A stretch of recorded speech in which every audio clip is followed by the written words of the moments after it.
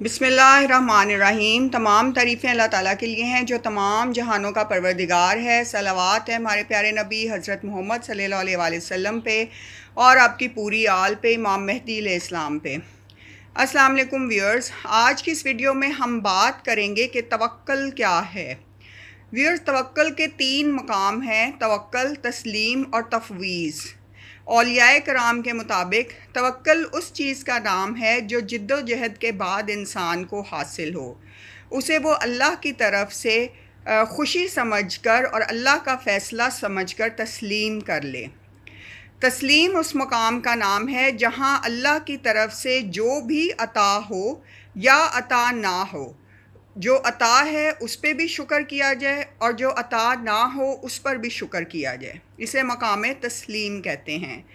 تفویض وہ مقام ہے جہاں خواہشات کو رد کر کے انسان اپنے ارادوں کو مکمل طور پر اللہ کے ارادوں اور خواہشات کے تابع کر لیتا ہے، اور یہ سب سے اہم اور سب سے اعلیٰ مقام ہے تفویض۔ توکل جو ہے وہ مومنین کا مقام ہے، تسلیم حضرت ابراہیم علیہ السلام کا مقام ہے، اور تفویض رسول پاک حضرت محمد صلی اللہ علیہ وآلہ وسلم کا مقام ہے۔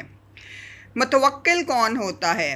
ویئرز، متوکل وہ ہوتا ہے جب انسان وہ لمحہ جس میں وہ زندہ ہے اس پر تکیہ کرے اور اگلے لمحے کی فکر نہ کرے، یعنی جس لمحے میں وہ زندہ ہے صرف اس پر تکیہ کرے اور اگلے لمحے کی یا مستقبل کی فکر نہ کرے، تو اسے متوکل انسان کہا جاتا ہے کہ یہ مکمل طور پر توکل کرتا ہے۔ رسول پاک صلی اللہ علیہ وآلہ وسلم نے فرمایا، اللہ نے معراج پر مجھے 60,000 انسانوں کا ایک گروہ دکھایا اور فرمایا یہ وہ گروہ ہے جو سیدھا جنت میں جائے گا۔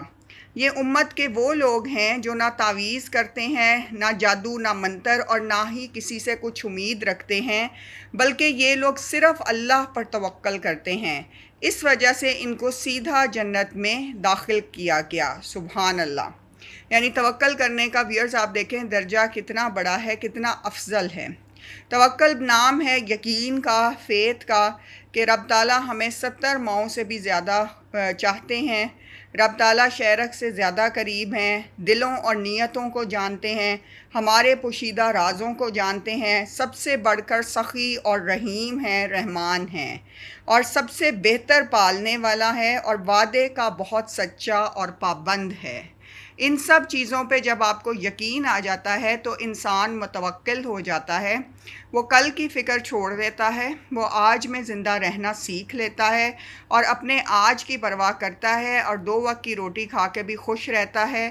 اللہ تعالیٰ نے اسے چھوٹے گھر میں رکھا ہے، بڑے گھر میں رکھا ہے، محل میں رکھا ہے، جھونپڑی میں رکھا ہے، کرائے کے گھر میں رکھا ہے، یا کسی بڑے عالیشان زبردست گھر میں رکھا ہے، وہ ہر حال میں اللہ کا شکر ادا کرتا ہے، کیونکہ جہاں بھی اسے رکھا ہے یہ اس کے مالک کی مرضی ہے، اور اس کا مالک اسے ہر وقت دیکھ رہا ہے اور اس کے کسی بھی عمل سے غافل نہیں ہے۔ تو اللہ تعالیٰ پہ سب کچھ چھوڑ دیا کریں اور اسی کی ذات پہ توکل کیا کریں۔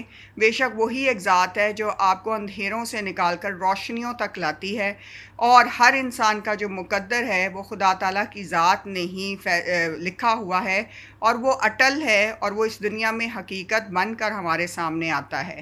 اپنی دعاؤں میں یاد رکھیں، اللہ تعالیٰ ہم سب کے مقدروں کو بلند کرے اور ہمیں بلند نصیب عطا فرمائے۔ آمین۔